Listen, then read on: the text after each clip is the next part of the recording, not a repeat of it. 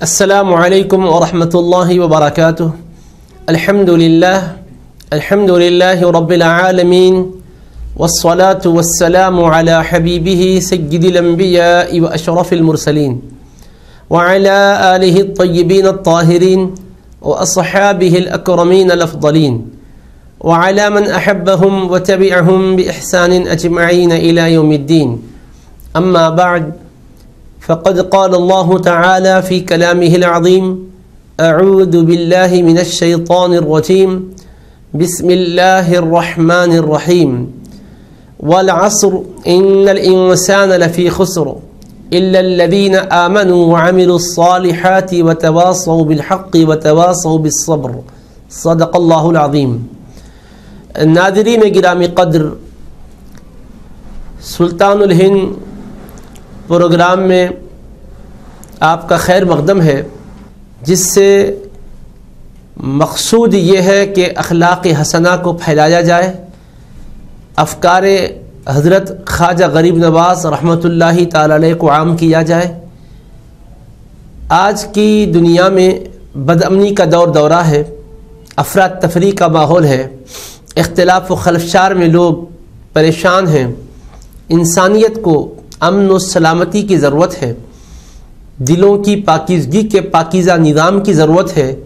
تو اس سلسلے میں یہ پروگرام بہت ہی اہم کردار ادا کرنے والا ہوگا۔ تمہیدی طور پر ہم سورۃ العصر کی تلاوت کیے ہیں، جس میں رب العالمین کا یہ ارشاد مبارک ہمارے پیش نظر ہونا چاہیے: والعصر ان الانسان لفی خسر، قسم ہے زمانے کی، بے شک تمام افراد انسان نقصان اور گھاٹے میں ہیں، تمام افراد انسانی خسارے اور گھاٹے میں ہیں، الا الذین آمنوا وعملوا الصالحات، سوائے ان لوگوں کے جو ایمان لائے اور نیک اعمال کیے، وتواصوا بالحق وتواصوا بالصبر، اور ایک دوسرے کو حق کی تلقین کرتے رہے اور صبر کی تعلیم دیتے رہے۔ اس میں اللہ پاک نے کامیابی کے لیے 4 باتیں بتلائی ہیں: ایمان ہے اور نیک اعمال ہے، ایک دوسرے کو حق کی باتیں بتلاتے رہنا ہے، اور صبر کی نصیحت کرنا ہے، صبر کی وصیت کرتے رہنا ہے، حق پر جمے رہنے کی تلقین کرتے رہنا ہے۔ حضرت سلطان الہند خواجہ خواجگان خواجہ غریب نواز رحمۃ اللہ علیہ یہی تعلیم دیے ہیں کہ لوگوں، اگر تم خسارے سے اور نقصان سے نکلنا چاہو تو تمہیں ایمان اور عمل صالح کے ساتھ ایک دوسرے کو خیر کی باتیں بتلاتے رہنا چاہیے اور حق پر قائم رہنے کی تلقین اور تعلیم کرتے رہنا چاہیے۔ ہم اپنے دنیاوی مفادات کو سامنے رکھ کر زندگی گزارتے ہیں، لیکن اللہ والے محدود نفع کے پیش نظر زندگی نہیں گزارتے، بلکہ دائمی نفع جس سے ملتا ہے اس کو اپنا مقصود بنائے ہوئے ہوتے ہیں۔ اللہ تبارک و تعالیٰ نے ہمیں اس عارضی دنیا میں جس کام کے لیے بھیجا ہے، وہ کام ہمارے پیش نظر ہو، اس کی ہمیں بزرگوں نے تعلیم دی ہے۔ آج ہم دیکھتے ہیں کہ ہم اخلاقی سطح پر کافی گر گئے ہیں، ایک دوسرے کے ساتھ بد زبانی، زیادتی، ایک دوسرے کی عزت اور عظمت پر حملے، یہ ہمارا شعار اور شیوہ بنے ہوئے ہیں۔ ہمیں حضرت سلطان الہند کی مبارک زندگی کو دیکھنے کے بعد یہ سمجھنے میں آسانی اور بڑی مدد ملتی ہے کہ دیکھو، انہوں نے بھی زندگی گزاری، ان کے بھی مخالفین تھے، ان کے موافقین بھی تھے، ان کے ساتھ عزت اور تقریم کا معاملہ کرنے والے بھی تھے، تو بے توقیری کرنے والے، توہین کرنے والے بھی تھے۔ انہوں نے ہمیں کیا درس دیا؟ ہم ایسے ماحول میں ہم کیسے زندگی گزاریں؟ عزت اور احترام کا ہم سے کوئی اگر معاملہ کرے تو ہم خوش ہو جاتے ہیں، اور بے عزتی اور بے توقیری کرے تو ہم برہم ہو جاتے ہیں۔ ذرا ہم سلطان الہند کو بھی دیکھیں کہ انہوں نے کیا تعلیم دی ہے، تو ان کی مبارک زندگی کو دیکھتے ہیں تو ان کی زندگی میں قرآن اور سنت کا نور نظر آتا ہے۔ اب قرآن و سنت نے وہ کون سے نور سے انہیں منور کیا تھا جس کی وجہ سے وہ سب کے لیے ایک نمونہ بن گئے؟ آج ان کا تذکرہ کیا جا رہا ہے، ان کے تذکرے سے مردہ دلوں کو زندگی اور حیات مل رہی ہے۔ تو میرے عزیزو، حضرت سلطان الہند قرآن اور سنت کے مکمل عامل تھے، متبع کتاب و سنت تھے، اور قرآن و سنت نے ایسے موقع پر ہمیں کیا تعلیم دی ہے؟ تو اس کے لیے ہم قرآن مجید سے چند نمونے پیش کرتے ہیں، احادیث مبارکہ سے چند نمونے پیش کرتے ہیں، اور اس کے بعد ہم اپنے آپ کو ان نمونوں پر ڈھالنے کی کوشش کریں۔ اگر ہم اترتے ہیں تو الحمدللہ شکر کریں، نہیں تو پھر ہمیں اپنے اصلاح کے لیے کوشش کرنی چاہیے۔ اللہ پاک فرماتے ہیں: وَعِبَادُ الرَّحْمَنِ الَّذِينَ يَمْشُونَ عَلَى الْأَرْضِ هَوْنًا وَإِذَا خَاطَبَهُمُ الْجَاهِلُونَ قَالُوا سَلَامًا۔ رحمان کے بندے وہ ہیں جو زمین پر بڑے وقار سے چلتے ہیں، دیکھو حضرت سلطان الہند خواجہ غریب نواز رحمۃ اللہ علیہ کیسے زمین پر چلتے تھے. ان کے چلنے کو دیکھنا چاہو تو قرآن کی آیت بتلا رہی ہے کہ وقار سے چلتے تھے، وہ انتہائی دبدبے کے ساتھ اور عاجزی کے ساتھ چلتے تھے. وَإِذَا خَاطَبَهُمُ الْجَاهِلُونَ قَالُوا سَلَامًا. جب زمین پر آپ چلیں گے تو اکیلے آپ نہیں ہوں گے، اور بھی لوگ آپ کے ساتھ ہوں گے، جاہل بھی ہوں گے، پڑھے لکھے بھی ہوں گے. تو جاہل قسم کے لوگ جہالت پر آمادہ ہوں گے تو آپ کو کیا کرنا ہوگا؟ آپ تو یہی کہیں گے بھئی جاہل جب جہالت کرے گا تو ہم بھی جہالت کا جواب دیں گے، منہ میں ہم بھی زبان رکھتے ہیں. مگر قرآن کہتا ہے وَإِذَا خَاطَبَهُمُ الْجَاهِلُونَ قَالُوا سَلَامًا. اور جاہل جب ان سے گفتگو کرتے تو یہ جہالت کا جواب جہالت سے نہیں دیتے تھے، سلامتی سے دیتے تھے، سلام اور پیار اور محبت سے دیتے تھے. تو اس سے معلوم یہ ہوتا ہے کہ کردار ہمارا یہ ہو کہ جاہل جہالت سے پیش آئے تو ہم سلامتی والی بات بولیں. اور حضرت سلطان الہند خواجہ غریب نواز نے بھی یہی کیا. اب اس کے بعد رات میں کرتے کیا تھے؟ جاننا چاہیں کہ ان کی رات کیسی ہوتی تھی، ان کی زندگیاں کیا ہوتی تھی؟ تو اللہ فرماتا ہے والذین یبیتون لربہم سجدا وقیاما. اور جب رات کا وقت آتا تھا تو اپنے رب کے حضور سجدہ ریزی میں رات گزارتے تھے، قیام کی حالت میں رات گزارتے تھے. یعنی آرام بھی کرتے تھے، سوتے بھی تھے، نفس کے تقاضے بھی پورے کرتے تھے، بدن کو راحت بھی پہنچایا کرتے تھے، لیکن اللہ کی عبادت اور بندگی کے لیے بھی وقت نکالتے تھے. رات میں اپنے مالک و مولا کو روتے تھے، مناتے تھے. دیکھو ان کی زندگی قرآن بتلا رہا ہے، چلنے کا انداز بتا رہا ہے، گفتگو کا لب و لہجہ بتا رہا ہے، اور سونے کا طریقہ بتا رہا ہے. کانوا قلیلا من اللیل ما یہجعون. رات کے مختصر وقت میں آرام بھی کرتے تھے. وبالاسحار هم یستغفرون. اور سحر کا وقت ہوتا، نماز پڑھ کے جب فارغ ہوتے تو بخشش کے لیے اللہ کی بارگاہ میں گڑ گڑاتے تھے، اپنے گناہوں کی معافی طلب کرتے تھے. بخشش اور مغفرت اللہ کی بارگاہ سے حاصل کرنے کے لیے روتے تھے. جنوبهم عن المضاجع يدعون ربهم خوفا وطمعا. کہ ان کے پہلو بستروں سے علیحدہ ہو جاتے ہیں، اپنے رب کو پکارتے ہیں ڈرتے ہوئے اور امید کرتے ہوئے. ومما رزقناهم ينفقون. جو کچھ ہم نے انہیں دیا اس میں سے یہ خرچ کرتے ہیں. آج ہمارے نوجوان بچے بچیاں نہیں جانتے اولیاء ہوتے کیا ہیں. ان کو الگ انداز میں وہ سمجھتے ہیں، الگ انداز میں سوچتے ہیں، لیکن ہم ان کی زندگی کو قرآن سے بتانا چاہتے ہیں کہ دیکھیں قرآن میں ان کو کس طرح پیش کیا گیا اور قرآن کے مطابق کیسی ان کی زندگیاں ہوتی تھی. انما المؤمنون الذين اذا ذكر الله وجلت قلوبهم واذا تليت عليهم آياته زادتهم ایمانا وعلى ربهم يتوکلون.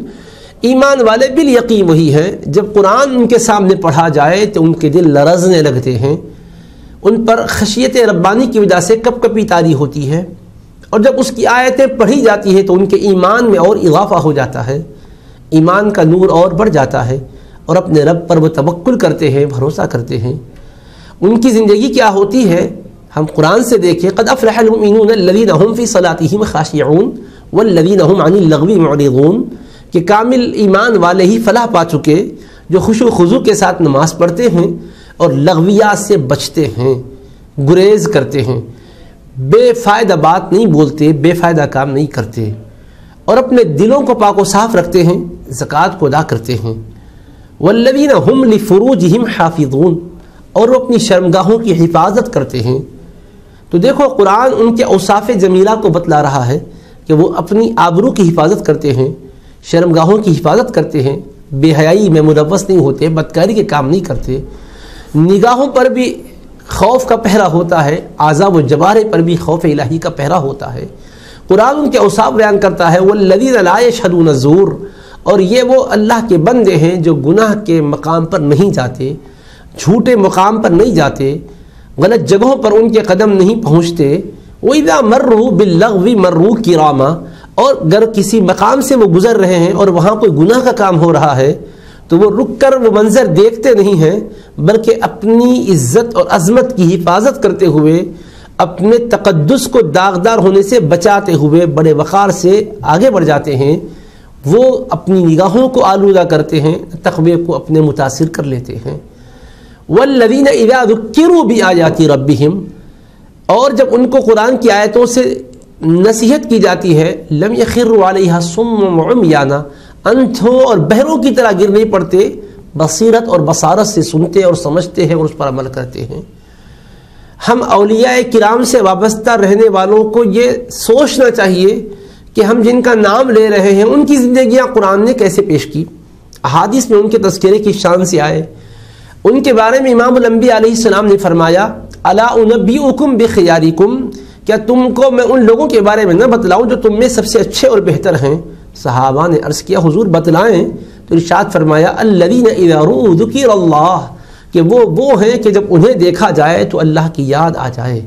اور آج ہمارا حال یہ ہے کہ ہمیں دیکھے تو دنیا یاد آتی ہے، ہماری زبان پر دنیا، دل میں دنیا، معاملات میں دنیا، اور لغویات اور لہویات میں ہماری زندگی، بدعت و خرافات میں ہماری زندگی، فسق و فجور میں ہماری زندگی، فواحش و منکرات میں ہماری زندگی، اور وہاں حال یہ ہے کہ تقوی و طہارت کی زندگی، زہد و ورع کی زندگی، اخلاص و للہیت کی زندگی، توبہ و انابت کی زندگی، خشیت اور خوف کی زندگی، علم و حکمت کی زندگی، بصیرت اور بصارت کی زندگی، ان کی زندگی سے ہمیں فیض حاصل کرنا چاہیے۔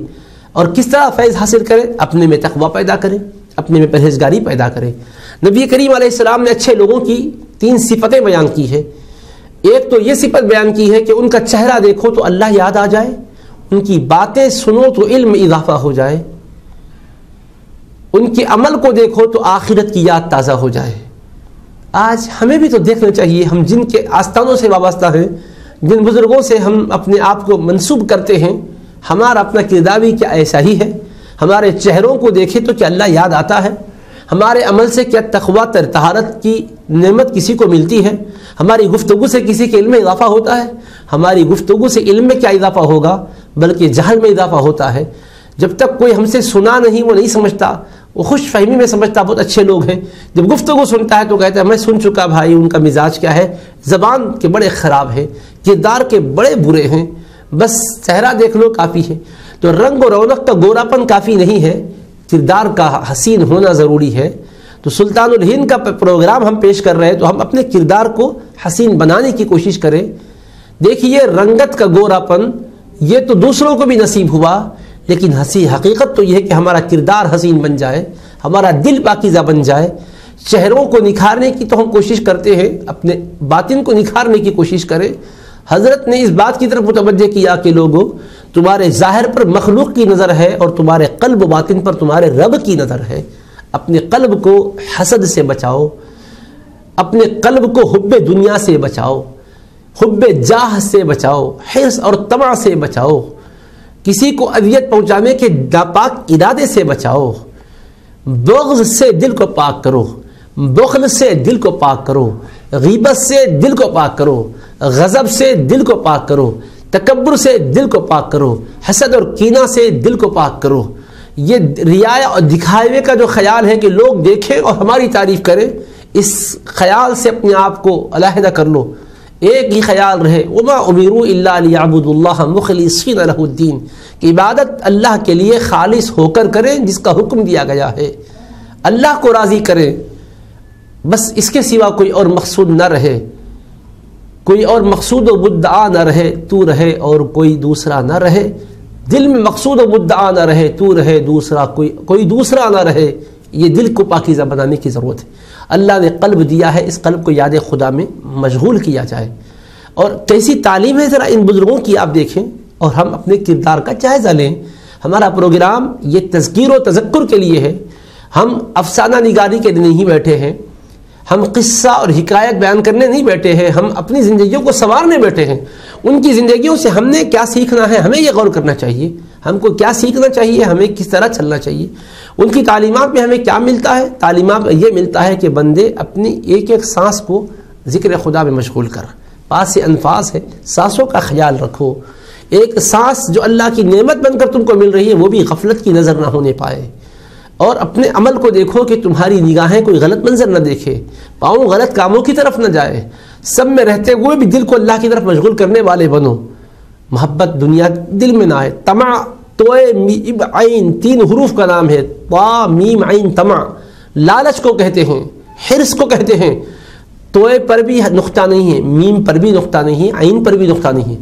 یہ حروف آپ لکھتے ہیں تو کوئی حرف طمع میں توئے میم عین میں نقطے والا نظر نہیں آتا۔ حضرت پیران پیر شیخ عبد القادر جیلانی رضی اللہ عنہ نے فرمایا جس طرح ہر حرف نقطے سے خالی ہے، طمع رکھنے والا بھی نعمت سے خالی ہوتا ہے۔ جو نعمت والا ہوتا ہے وہ تمام ہی کرتا، جو نعمت سے خالی ہوتا ہے وہ تباہ کرتا ہے۔ بزرگوں کی تعلیم میں یہ ہے کہ حلال کماؤ بھی، بال بچوں کا خیال کرو بھی، بیوی کا حق ادا کرو، بچوں کا حق ادا کرو، پڑوسیوں کا حق ادا کرو، ماں باپ کی خدمت کرو، دوستوں سے احباب سے ملاقات کرو، اس سے کبھی نہیں روکا گیا۔ پھر کیا کرنا چاہیے؟ یہ سب کچھ کرو تو اللہ اس کے رسول کے بتلائے ہوئے طریقے کے مطابق کرو۔ تصوف کو لوگوں نے الگ انداز سے سمجھ رکھا ہے۔ تصوف کا مطلب یہ ہے کہ بالکل دنیا سے الگ ہو کر بیٹھ جانا، خلوت میں بیٹھ جانا، دنیا کی کوئی خبر نہیں، حالات حاضرہ پر کوئی نظر نہیں۔ جی ایسا مطلب نہیں ہے۔ دنیا کو آپ دیکھو اور دنیا میں رہ کر دنیا کے اندر سے خیر کو لینے والے بنو، دنیا کے شر کو اپنے اندر بسانے والے نہ بنو۔ تم دنیا سے الگ رہنا مگر کیسا؟ جسم سے نہیں، قلب سے الگ رہنا۔ جسم تو دنیا میں رہنا مگر قلب اللہ کی طرف متوجہ رہنا۔ اس کے لیے میں ایک حدیث شریف سناتا ہوں، مصنف ابن ابی شیبہ میں حدیث ہے، بڑی معروف حدیث پاک ہے اہل علم کے مابین، لیکن ہم اپنے ناظرین کو سنانا چاہتے ہیں تاکہ حضرت سلطان الہند خواجہ غریب نواز کی زندگی کا پیغام ہمیں سمجھ میں آئے۔ ہمارا مقصد ایک درد ہے ہمارے دل میں، ہم اس کو منتقل کرنا چاہتے ہیں۔ حبیب کریم علیہ الصلاۃ والسلام نے اپنے ایک صحابی سے جن کا نام حارثہ بن نعمان رضی اللہ عنہ نے پوچھا، کیف اصبحت یا حارثہ، اے حارثہ تم نے کیسے صبح کی ہے؟ تو انہوں نے کہا، اصبحت مؤمنا حقا، یا رسول اللہ میں نے حقانی ایمان کے ساتھ، حقیقت ایمان کے ساتھ، حقانی مومن کے ساتھ صبح کی ہے، یعنی میرا حال یہ ہے کہ میں سچا پکا مومن ہوں اور ایمان کی حقیقت کے ساتھ میں نے صبح کی ہے۔ تو دیکھو حضور پاک علیہ السلام نے ان سے فرمایا، اے حارثہ جو بول رہے ہو سوچ سمجھ کے بولو، ہر چیز کی ایک حقیقت ہوتی ہے، تمہارے ایمان کی حقیقت کیا ہے؟ تو انہوں نے عرض کیا، یا رسول اللہ عزفت نفسی عن الدنیا، میں اپنی جان کو دنیا سے الگ کر چکا ہوں، اپنے آپ کو دنیا سے الگ کر لیا ہوں، یعنی بال بچوں سے الگ ہو گئے یہ مطلب نہیں ہے۔ ناظرین ہم یہی تو بات آپ سے عرض کرنا چاہتے ہیں، آپ یہ نہ سمجھیں کہ صوفی دنیا سے نکل کر کہیں اور چلا جاتا ہے، اللہ والا کہیں اور چلا جاتا ہے۔ کہتے ہیں کہ نہیں، دنیا سے اپنے آپ کو الگ کر لیا، یعنی دل کے اندر دنیا نہیں ہے، جسم دنیا میں ہے اور دل صرف اللہ کی یاد میں ہے، اور جسم اللہ کے احکام کی تابعداری میں ہے، عبادت میں اللہ کی لگا ہوا ہے۔ تو دل کے اندر دنیا کی مردار محبت نہیں ہے، اور محبت نہیں ہونے کا مطلب یہ کہ جب اللہ کی محبت اور دنیا کی محبت دونوں کا جب مقابلہ ہوتا ہے، دنیا مغلوب ہوتی ہے، اللہ کی محبت غالب ہو جاتی ہے۔ مثال کے طور پر انسان کاروبار کر رہا ہے اور اللہ کی طرف سے بنادی اعلان کرے، حی علی الصلاح حی علی الفلاح، اب دیکھنا یہ ہے کہ یہ کمانے والا دنیا کے لیے بیٹھا ہے یا اللہ کے لیے بیٹھا ہے۔ اب یہ امتحان ہے، اب امتحان میں بندہ اگر اٹھ کر جاتا ہے، مسجد میں نماز پڑھتا ہے، اللہ کی عبادت کرتا ہے، پھر آ کے اپنے حلال کاروبار میں لگ جاتا ہے، تو یہ کاروبار جس کو تم سمجھتے ہو کہ مارکیٹ میں بیٹھنے والا دنیا دار ہے، اسلام کہتا ہے کہ جی نہیں، حلال طریقے سے کمانے والا یہ دیندار ہے۔ تم نے یہ نہیں خیال کیا کہ کاروبار کرنے والا دنیا دار قرار پاتا ہے، جی نہیں، کاروبار حلال طریقے سے ہو تو یہ بھی دین ہے۔ اللہ کے رسول علیہ السلام نے تو یہاں تک فرمایا ہے، ایک لقمہ اپنی بیوی کے تم منہ میں ڈالتے ہو تو اس پر بھی تم کو اجر و ثواب عطا ہوتا ہے۔ تو ہمارے سلطان الہند خواجہ خواجگان علیہ رحمت و رضوان نے ہمیں یہی سمجھایا کہ لوگوں، دنیا کو تم دنیا کے طریقے پر کرو، لیکن اللہ پاک کی رضا کے کاموں سے دور نہ رہنا۔ دنیا کرو لیکن دنیا کو آخرت کا ذریعہ بنا لو۔ الدنیا مزرعۃ الآخرہ، دنیا آخرت کی کھیتی ہے، یہاں تم جو بو گے آخرت میں وہی کاٹو گے۔ بیج جو بو گے، اگر کوئی اناج بونا چاہتا ہے، گیہوں بوئے گا تو باجرہ تو نہیں نکلے گا، گیہوں بوئے گا تو چاول تو نہیں برآمد ہوگا، چاول بوئے گا تو چاول نکلے گا، گیہوں بوئے گا تو گیہوں، تو جس کو بو گے وہی تو تم پاؤ گے، اسی کو کاٹو گے۔ تو اب حضرت نے یہی سمجھایا کہ اس دنیا کے اندر تم اچھے اعمال کر کے جاؤ، آخرت میں اس کا تم کو صبر اور پھل ملے گا۔ تو کردار کو پاکیزہ بنانے کی آج ضرورت ہے۔ ایک دوسرے کی شخصیتوں کو لوگ آج بجرو کر رہے ہیں، اور تعلیم ہمیں ہمارے آقاؤں نے یہ دی ہے کہ دیکھو اپنے آپ کا جائزہ لو اور اپنے عیوب کو ڈھونڈو اور اپنے عیوب کا ازالہ کرو، اپنے اندر خوبیوں کو پیدا کرو۔ ہمارے رسول پاک علیہ السلام کا ایک ارشاد ہم سنائیں گے اس موقع پر، اور بڑا پیارا ارشاد ہے۔ ہماری اس بات سے اپنے ناظرین تک یہ درد کو پہنچانا چاہتے ہیں کہ اپنے اندر بھی اس حدیث پاک کے مضمون کو نافذ کریں۔ ارشاد گرامی کیا ہے، یا معشر من اسلم بلسانہ ولم یفضل ایمان الی قلبہ۔ حبیب کریم علیہ السلام کا انداز دیکھیے، فرماتے اے وہ لوگوں جو زبان سے اسلام لائے ہو، ابھی دلوں میں ایمان داخل نہیں ہوا ہے، ابھی دل کی گہرائیوں میں ایمان پیوست نہیں ہوا، زبان سے اسلام کا اظہار ہوا ہے۔ جلال میں فرمانے لگے، آگے کیا تھا، لا تؤذوا المسلمین ولا تعیرهم، دیکھو اہل اسلام کو اذیت مت پہنچاؤ، تکلیف مت دو، ان کو شرمسار مت کرو، ولا تتبعوا عوراتهم، ان کے پوشیدہ بھیدوں کو تلاش نہ کرو۔ آج ہمارا حال کیا ہے، کوئی شخص ہمارے آنکھوں کے سامنے آتا ہے تو ہم اس کی پرائیویٹ زندگی کو سامنے لانے کی کوشش کرتے ہیں کہ وہ کرتا کیا ہے، اس کو لوگوں کے سامنے لا کے اسے شرمندہ کرنا چاہتے ہیں، اور ہمیں حکم یہ دیا جا رہا ہے کہ نہیں، اندر کے گھر کے رازوں کو معلوم کرنے کی کوشش مت کرو۔ وَلَا تَتَّبِعُوا عَوْرَاتِهِمْ، کسی کے پوشیدہ بھیدوں کو، رازوں کو نہ جانا کرو، تجسس اور ٹوہ میں مت رہو۔ پوشیدہ چیزوں کو جاننا ہے تو اپنی پوشیدہ چیزوں کو جانو کہ میرے اندر میں کیا خرابی ہے۔ میں سامنے ملا تو کوئی شخص کہتا ہوں بہت چاہتا ہوں، ذرا ٹٹولو دل میں کہ چاہت بھی ہے یا منافقت ہے، یہ صرف زبان سے کہہ رہے ہو یا دل کے اندر بھی وہ محبت الفت ہے، یہ بھی تو تلاش کر لو۔ تو فرماتے ہیں کہ کسی کے عیوب کو تلاش نہ کرو، اور اگر تلاش کرو گے بھیدوں کو کسی کے اور کمزوریوں کو تو کیا ہوتا ہے، وَمَن يَتَّبِعِ عَوْرَةَ أَخِيهِ الْمُسْلِمِ يَتَّبِعِ اللَّهُ عَوْرَتَهُ، جو اپنے کسی بھائی کے پوشیدہ بھیدوں کو، رازوں کو جاننے کے لیے درپے ہوتا ہے، اپنے ایمانی بھائی کے اندر کے بھیدوں کو، رازوں کو، کمزوریوں کو ٹٹولتا ہے تو اللہ کی غیرت کو جلا لاتا ہے۔ یتبع اللہ عورتہ، اللہ اس کے اندر کے عیبوں کو لوگوں کے سامنے ظاہر کرتا ہے۔ پھر اس کے بعد آگے سنو کیا فرماتے ہیں، وَمَن يَتَّبِعِ اللَّهُ عَوْرَتَهُ يَفْضَحَهُ، اور جو اللہ کبھی کسی کے بھیدوں کو ظاہر کرتا ہے تو اسے شرمندہ اور رسوا کر کے چھوڑتا ہے، وَلَوْ فِي جَوْفِ رَحْلِهِ، اگرچہ کہ وہ اپنے گھر کے اندر کیوں نہ پارسا بنا ہوا ہو، پارسا پرہیزگار بن کر پھرتا ہے لوگوں میں، اللہ ظاہر کرتا ہے کہ نہیں، یہ دھوکے باز ہے، یہ خائن ہے، یہ بددیانتی کرنے والا ہے۔ تو کہاں ہے آج ہمارا کردار؟ ہم حضرت سلطان الہند کی یاد میں، ان کے تذکرے میں ہیں، پروگرام اس لیے پیش کیا جا رہا ہے کہ زندگیوں کو سنواریں۔ یہ نہیں کہ حضرت ہندوستان آئے تھے، رہے تھے، سال ہا سال سے یہی سنتے رہے اور قصے اور واقعات دہرائیں اور گزر جائیں۔ تاریخ میں سب کچھ لکھا ہوا ہے، بارہا ہم سنے ہیں، سنائے ہیں، سناتے رہیں گے، ہم اس سنانے سے بھی رکیں گے نہیں۔ لیکن سوال یہ پیدا ہوتا ہے کہ اس ذات گرامی نے آ کر جو شمع جلائی ہے، اس سے ہم نے کتنی روشنی حاصل کی ہے؟ وہ شمع جو جل رہی ہے، آیا ہمارے گھر میں بھی اجالا آیا ہے؟ یہ گھر ہمارا ابھی تاریکی ہی میں ہے، ہمارے من میں اس روشنی سے کچھ اجالا آیا ہے یا اندر اندھیرا ہی ہے؟ ہم اجالا باہر کر کے اندر اندھیرا رکھ رہے ہیں یا اندر بھی ہم نے کچھ اجالا رکھا ہے؟ ہم نے قمقموں سے سب کو تو روشنی دے دی ہے، لیکن کردار سے ہم نے کہیں اجالا بھی حاصل کیا کہ نہیں؟ اس کا جائزہ لینا چاہیے۔ یہ پروگرام کے سلسلے میں ہمارے جتنے ذمہ داران کاوشیں کر رہے ہیں، ان کی کاوشوں کی قدر افزائی کی جائے، حوصلہ افزائی کی جائے۔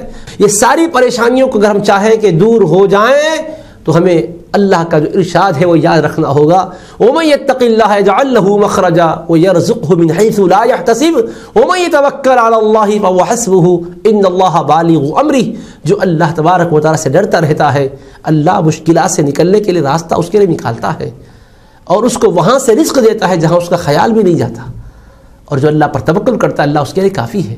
تو ہمیں اولیاء نے، صالحین نے یہی بتایا کہ اللہ والے بنو، اللہ پر توکل کرنے والے بنو۔ اور میں ایک حدیث شریف سنا رہا تھا کہ حارثہ رضی اللہ عنہ سے حضور اکرم علیہ السلام نے پوچھا تھا کہ تم نے صبح کیسے کی ہے؟ انہوں نے عرض کیا حضور میں نے ایمان کی حقیقت کے ساتھ صبح کی ہے۔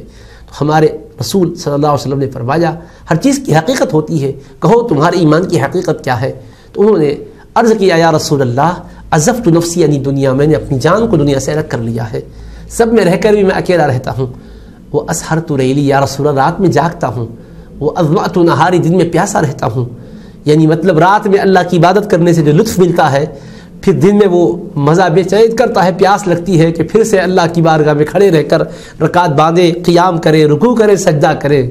اے عزیزو، ہمارا تو حال یہ ہے کہ رات آتی ہے تو ہم بے حیائیوں کے کاموں کے لیے مصروف ہو جاتے ہیں، اور ہماری نوخ نسل کا عالم یہ کہ پوری راتیں واہیات میں گزر رہی ہے، بچیاں بے حیائی میں اپنے آپ کو مشغول کر رکھی ہے، اور پلٹتے ہیں 4 بجے، 4:30 بجے، 5 بجے گھر کو، نوجوان بچے اس وقت تہجد گزار تہجد کے لیے اٹھ رہے ہوتے ہیں، اب آرام کرنے یہ بستر کی طرف آ رہے ہوتے ہیں، باپ فجر کے لیے مسجد کو جا رہے ہوتے ہیں تو بچے تھکے ماندے گھر کو پلٹ کر آ رہے ہوتے ہیں۔ اب اس کے بعد جو سو گئے تو دن کا بڑا وقت گزر گیا، پھر اس کے بعد تازہ ہو کر نکلتے ہیں تو پھر بے حیائی کے کاموں کی طرف، خواہشات کی طرف گزرتے ہیں۔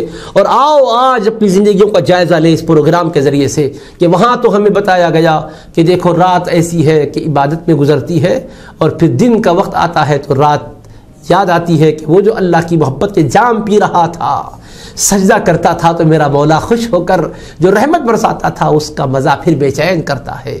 رسول پاک علیہ السلام سے عرض کرتے ہیں، اس کے بعد کہتے ہیں یا رسول اللہ حالت یہ ہو گئی کأنی انظر الی عرش ربی بارزا، میں اپنے رب کے عرش کو کھلا دیکھتا ہوں، یوں منظر نظر آ رہا ہے گویا عرش الہی آنکھوں کے سامنے ہے۔